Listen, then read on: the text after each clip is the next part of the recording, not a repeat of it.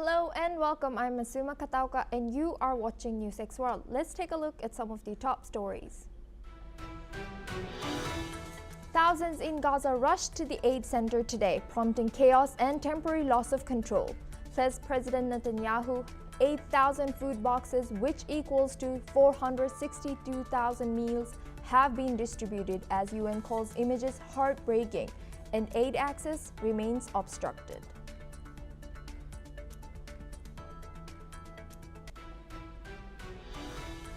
Trump warns Putin is playing with fire as Russia advances in Ukraine. Moscow airport is disrupted as Russia says Ukraine launched a drone assault, while Russia is pushing to create a buffer zone in northern Ukraine. Turkish foreign minister is to visit Kyiv this week amid escalating tensions. The Trump administration is taking steps to cancel around $100 million in federal contracts with Harvard University, as stated in a letter from the General Services Administration this morning. The move follows disputes over visa rules and social media checks, with a court hearing this Thursday. Trump says Golden Dome missile defense system would cost Canada $61 billion. Claims it would be free if Canada joins the US in this project. The comments were made in a Truth Social post on Tuesday, highlighting Trump's ongoing push for Canadian participation. King Charles III and Queen Camilla are in Canada. They have entered the Canadian Senate and laid a wreath to honor fallen soldiers. King Charles praised Canada as strong and free, emphasizing national self-determination amid tensions with the United States, while facing both cheers and protests during his visit.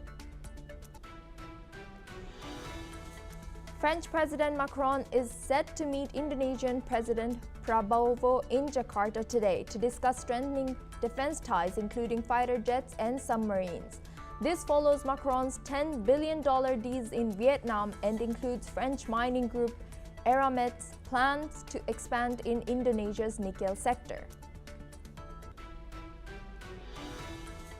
Former assistant Capricorn clerk of Diddy has testified that Sean Diddy Combs ordered her to get dressed, "We're going to kill" rival Kid Cudi, alleging he kidnapped her and waved a gun during the confrontation with Cassie Ventura. She also claimed Combs threatened her, while court heard that Cassie followed Diddy's orders and Combs told 50 Cent's manager, "I like guns." At least 5 people were killed and 19 injured and 6 remain missing after a chemical plant blast yesterday at Shandong Yudao Chemical in Gaomi, China, which has sent toxic smoke and debris across a kilometer. Residents monitored wind directions amid fallout flares, with air quality results still unreleased. Thousands of Palestinians have rushed to US-backed aid distribution center in southern Gaza, desperate to receive food packages after weeks of blockade, which was imposed by Israel. Crowds flocked to the Gaza Humanitarian Foundation site in Rafah, overwhelming organizers and prompting temporary withdrawal of staffs. Let's listen in to what some of the Gazans had to say with respect to the aid deliveries. أنا جاي من جوا من الزحمة لأخذت طحين، بس كان عندي أمل إن أخذ طحين، والأمل بإيدين الله عز وجل عند الله، ولكن ما أخذتش من الزحمة ومن عملية التسليم كانت بنظام بعدين ما بنكمل من الناس، خلوا الناس كلها تهجم هجوم عليها وتاخذ The foundation said around 8,000 food boxes equal to 462,000 meals were distributed, adding that its team fell back at one point to let people collect aid safely. The Israeli military said that warning shots were fired outside the distribution zone, but no aerial fire was directed at the center. Control over the situation later was restored. Meanwhile, Israel's Prime Minister Benjamin Netanyahu admitted there was a loss of control momentarily, but said order was re-established. Let's take a listen. Well, we tried the first one. We're going to put many today. There was some loss of control momentarily. Happily, we brought it back under control, we're going to put many more of these. And the idea is basically to take away the humanitarian looting as a tool of war of Hamas, to give it to the population, eventually to have a sterile zone in the south of Gaza where the entire population can move for its own protection. We made a decision. Let us put the aid in such a way that we separate the aid from Hamas. We give it to the civilians and not to the terrorists. And we worked out a plan with our American friends to have controlled distribution sites where an American company would distribute the food to Palestinians. In a related development, the United Nations has called the scenes heartbreaking. The UN also said Israel is still allowing aid deliveries under extremely difficult circumstances and with a lot of obstacles. Let's listen in. The situation in Gaza, and I can tell you that we have been watching the video coming out of Gaza around one of the distribution points set up by the Gaza Humanitarian Foundation, and frankly, these these images are heartbreaking to say the least. Separately, the United States dismissed criticism of the aid operation as the height of hypocrisy, stressing that food is moving into Gaza at a massive scale. Let's listen in. From the very beginning, we had I'd mentioned and we had heard about the resistance by certain NGOs and the UN. It is unfortunate because the issue here is getting aid to Gazans.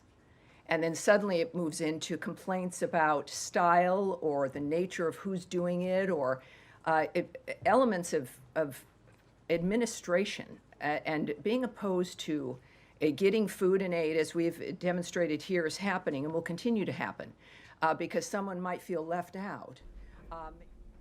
The Gaza Humanitarian Foundation, the one distributing aid in Israel, has blamed Hamas for causing delays in civilian access to aid, an allegation Hamas denied.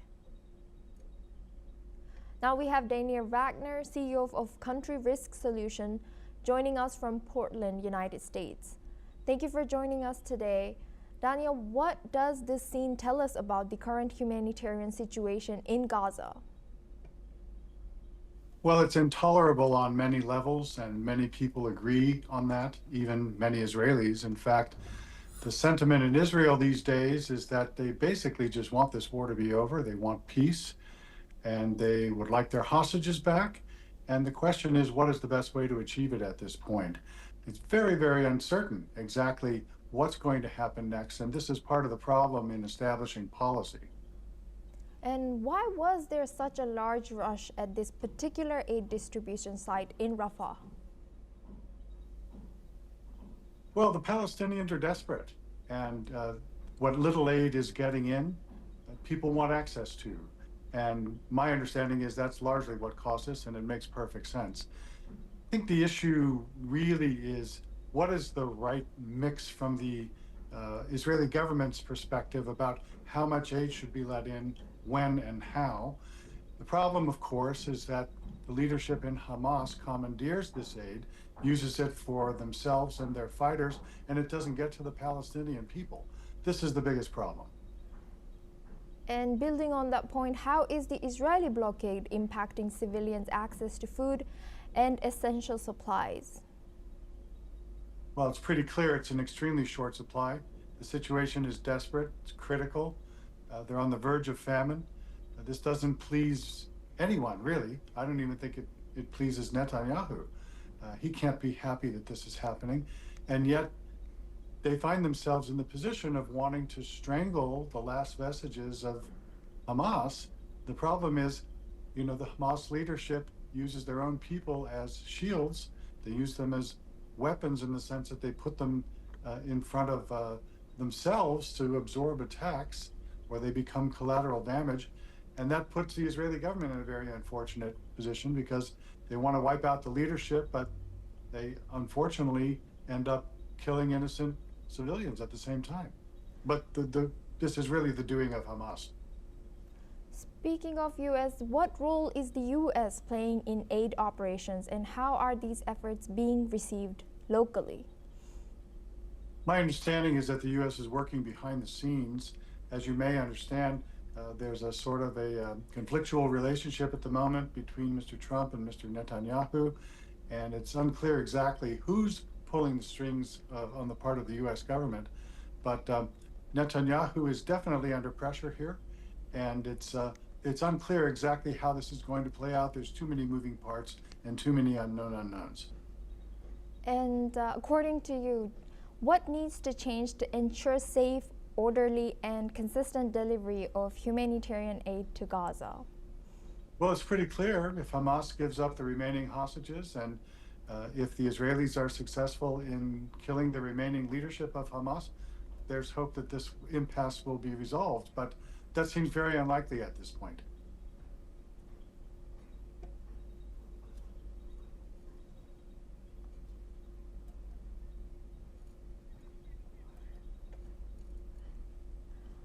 We have another guest joining us, Dr. Wael Awad, as a Middle East affairs expert from New Delhi. Thank you for joining us, Doctor.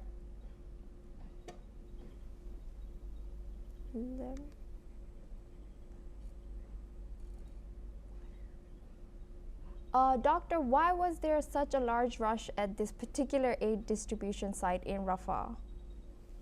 Well, I think the main objective of Israel on this operation is to make sure that there is no question the aid goes to the hands of the UNRWA, which is the UN responsible for distributing the aid for years in Gaza. So they wanted to take it out from the International AIDS Organization.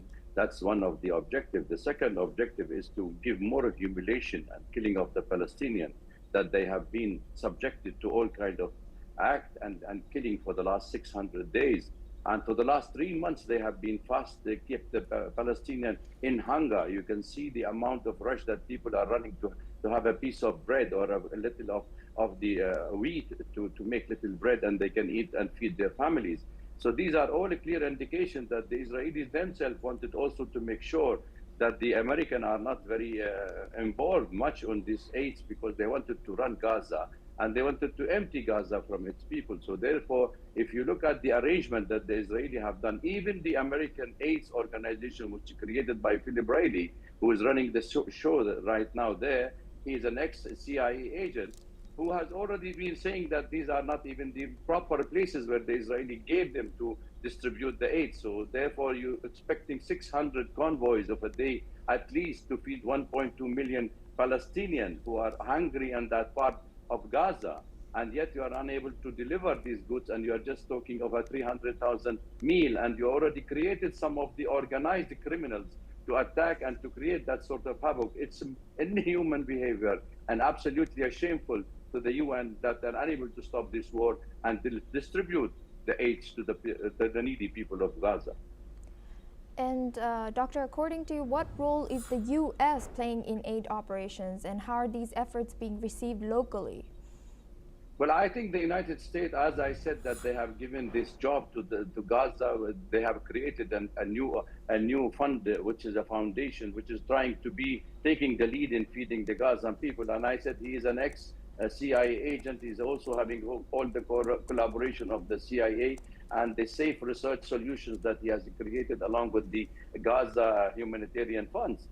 So they're a foundation. So therefore, these are Americans trying to end this war, but at least Mr. Trump, he's trying to put an end to this war and putting pressure on Netanyahu that should be ending. So they wanted to take some sort of a lead to end the suffering of the Palestinians, at least to the international community, because you can see international opinion have been changing for the last 3 weeks against Israel, that this is not a war against Hamas, it's basically a genocide against the Palestinians. And that is why the pressure is on Netanyahu's government now to end this war and reach to sort of an agreement. Well, that's not happening, because Netanyahu is buying his own time, because he knows the moment he ends the war in Gaza, his political career is ended. And why did organizers temporarily withdraw? From what we know, that they had to withdraw temporarily for the staffs and for their safety. Was there a threat to their safety or logistical breakdown? I think the way of distributing the aids and the area which was given by the Israeli Defense Forces, that's what made these people scared for their life, because the amount of people and the huge number of people rushed, hungry people, to get some sort of an aids from these organizations, have made it very difficult. And I think that's what the Israeli wanted, to make sure that they divide Gaza into two parts, and they make the distribution so distant that they will be able to abduct people, and they will be missing and killing and suppressing of the Palestinians. Therefore, the American cannot do much about these things. They immediately ran away, and the Apache came up and started firing at the civilian. It's not only to scare them, but there were people who got injured. So therefore, the Prime Minister of Israel saying that he wanted to give aid to the Palestinians, first he should stop bombing and killing the Palestinians. We have more than 160,000 Palestinians injured and killed for the last 600 days, and mostly children and elderly women. So what kind of human being that you are leading a genocide against the Palestinians who are hungry? And I think the American cannot stay a bystander and watching this much of killing right now, because they wanted to end this war. And I think it's a high time to see an end of this war and make sure this Gaza people does not keep on suffering, who are not dying because of the guns, they are dying because of the famine. I think should be an end to all this. And I think the Israelis themselves putting pressure on Netanyahu that he should reach a sort of a compromise or a truce with the Palestinians and with Hamas to end this war and return the exchange. Nobody is using a human shield. If you can watch this kind of huge swarm of people running for AIDS, and the moment, and it happened many times, that even the Israeli army bombed them intentionally and killed them. So we don't talk about the human shield. It is a mass deception to continue, and it is a really injustice to speak that people are using human shield. Where is Hamas in this, the whole picture? It's hungry people running for their bread and butter to eat something to survive. And Doctor, what needs to change to ensure safe, orderly, and consistent delivery of humanitarian aid to Gaza, according to you? You should bring back the UN agency who have been running the show for years. Gaza has been under occupation for more than 50 years by the Israelis. They have been distributing the aid. Hamas is out of the picture. It is the people who are needing the aid. We are not talking of a military or a militant group. We are talking of people who are dying of hunger. You can see women and elderly people running to the garbage and trying to find food. You can see dead body on the street. They are unable even to bury them. You can see only stray dogs eating dead bodies of a Palestinian who have been killed because of the Israeli shelling. I think it is a high time the UN should play its own role and bring its own agency back into the action in Gaza and end the suffering of the Palestinians. Thank you so much, Dr. Wael Awad and Daniel Wagner, for joining us today. And now we move on to our next story. Lebanon's health ministry confirmed that an Israeli airstrike killed one man in the southern town of Yatir, located in the Bint Jbeil district. The strike targeted a motorcycle and marks the latest escalation despite a ceasefire agreement between Israel and Iran-backed Hezbollah. The Israeli military has not commented on this incident, which follows its claim of killing a Hezbollah member in Majdal Zun, despite the truce in place since November to end over a year of hostilities and 2 months of intense conflict. Israel continues to carry out strikes in southern Lebanon. The ceasefire terms allow only UN peacekeepers and Lebanese forces in the area, yet Israel has maintained a presence in 5 strategic zones. Lebanon is urging international intervention to stop Israeli attacks and ensure full withdrawal.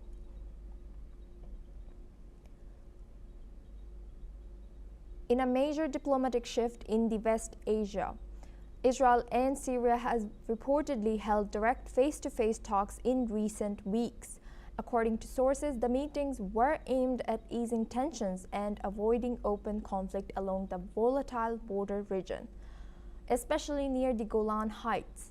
The talks mark a significant turning point, coming after the fall of Bashar al-Assad's regime and the rise of new leadership in Damascus. While both sides have officially denied or downplayed their involvement, multiple sources say high-level security officials took part. The United States is said to be encouraging this dialogue as part of a broader realignment of its Syria policy, Though no formal agreements have been announced, the discussions are reportedly focused on joint security arrangements, deconfliction, and establishing fragile calm, especially in flashpoint areas. Now we move on to Russia, Ukraine. Russia air defenses intercepted over 100 Ukrainian drones overnight across multiple regions, including 27 targeting Moscow, officials confirmed today. The defense ministry reported 112 drones downed, with 59 intercepted in the Bryansk region, where minor property damage was reported but no casualties. 11 drones were shot down in Smolensk near Poland. The attacks mirror recent Ukrainian drone waves as well as Russia's own massive assaults on Ukraine. President Zelensky said over 900 Russian missiles and drones struck Ukraine in 3 days, killing 13 civilians, including 3 children, in Zhytomyr, west of Kyiv. Meanwhile, U.S. President Donald Trump issued a stark warning to Russian President Vladimir Putin, declaring he's playing with fire as the U.S. considers fresh sanctions over the ongoing war in Ukraine. Trump's sharp remarks come after a deadly Russian drone strike killed at least 13 Ukrainians and amid stalled peace talks. Expressing frustration, Trump claimed Putin has gone absolutely crazy, a significant shift from his past praise of the Russian leader. Reports suggest that Trump may impose new sanctions as early as this week. The White House says Trump is keeping all options open. Russia continues to blame Ukraine for provoking conflict, claiming massive drone attacks by Kyiv. Meanwhile, Ukraine and U.S. lawmakers are urging tougher action. Top Republicans and Democrats are calling for stronger sanctions, including secondary measures on Russian oil buyers. Meanwhile, Turkey's Foreign Minister Hakan Fidan, currently in Moscow, will visit Kyiv this week. A Turkish official confirmed yesterday. The exact date remains undisclosed. Turkey maintains strong ties with both Russia and Ukraine, as well as it's hosted their first direct peace talks earlier this month. While Russian Foreign Minister Lavrov, after meeting Turkey's Hakan Fidan, proposed continuing Russia-Ukraine peace talks in Istanbul, calling it a very good location. Let's listen in to what Russian Foreign Minister Sergei Lavrov has said. Что касается второго раунда переговоров России и Украины, если вы спросите меня, я бы вновь обратился к нашим турецким друзьям в Стамбуле.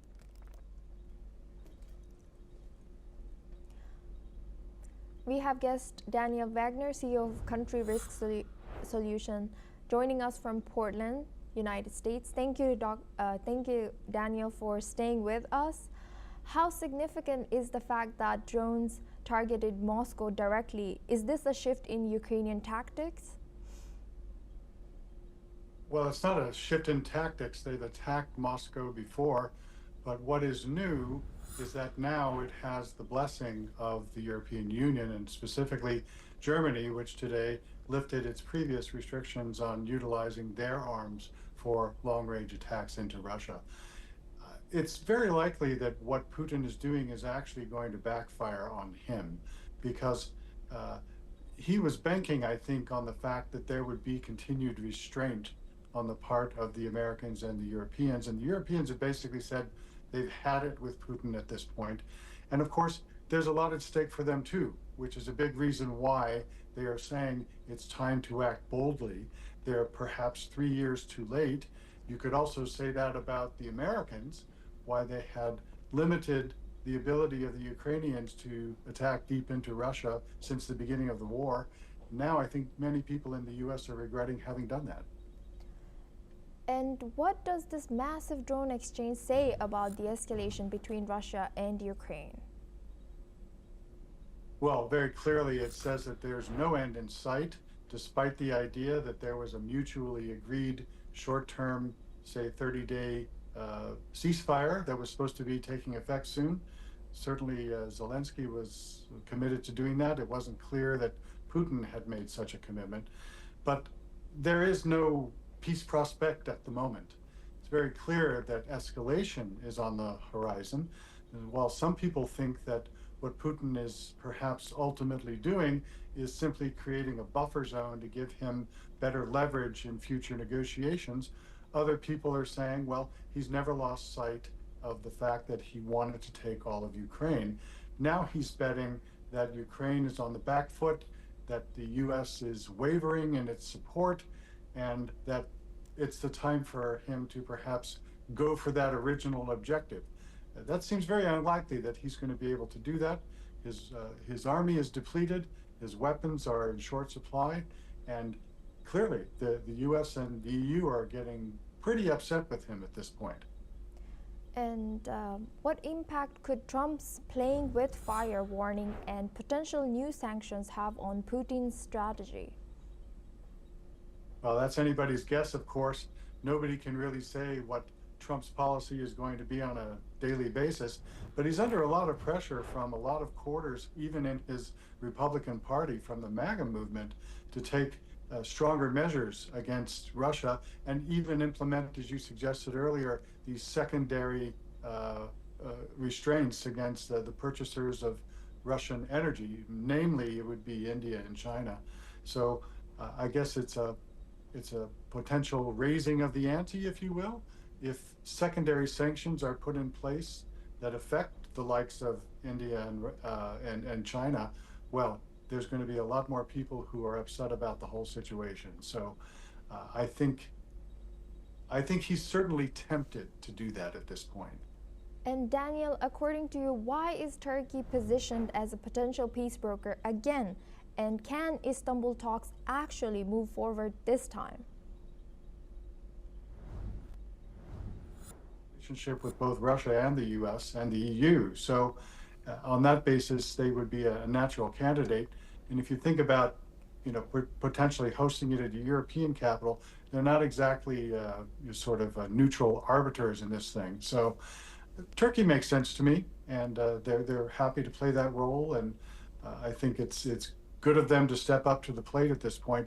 I'd be pretty surprised, however, if Putin is going to immediately order some kind of a ceasefire and go to the peace talks. That seems very unlikely. Thank you very much, Daniel Wagner, for joining us and sharing that insight for both our stories. Well, that's all we have time for. We will continue to bring more news updates from around the world.